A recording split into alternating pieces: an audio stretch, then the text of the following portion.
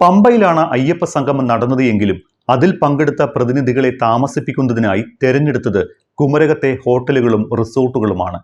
താമസ സൗകര്യത്തിനായി ലക്ഷങ്ങളാണ് അഡ്വാൻസ് തുകയായി ദേവസ്വം ഫണ്ടിൽ നിന്ന് നൽകിയത്.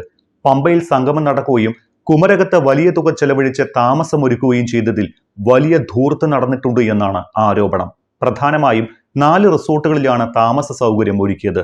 കുമരകം ഗോകുലം ഗ്രാൻഡ് റിസോർട്ടിന് 8,31,600 രൂപയും താജ് കുമരകം റിസോർട്ടിന് 3,39,840 രൂപയും പാർക്ക് റിസോർട്ടിന് 80,000 രൂപയും KTDC ഗേറ്റ്വേ റിസോർട്ടിന് 25,000 രൂപയും അഡ്വാൻസായി അനുവദിച്ചിരുന്നു.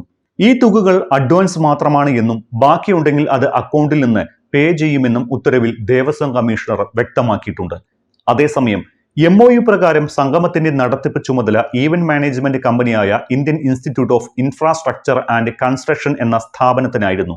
ഇവരുടെ സേവനത്തിന് ആകെ നൽകേണ്ട തുക 8.2 കോടി രൂപയാണ്. ഇതിലേക്കാണ് 3 കോടി രൂപ കൈമാറുന്നത് എന്നും ഉത്തരവിലുണ്ട്. ദേവസ്വം സർപ്ലസ് ഫണ്ടിൽ നിന്നുള്ള പണമാണ് കൈമാറിയത് എന്നാണ് വിവരം. ഇതിന്റെ അക്കൗണ്ട് നമ്പർ അടക്കം ഓർഡറിൽ കാണിക്കുന്നുണ്ട്.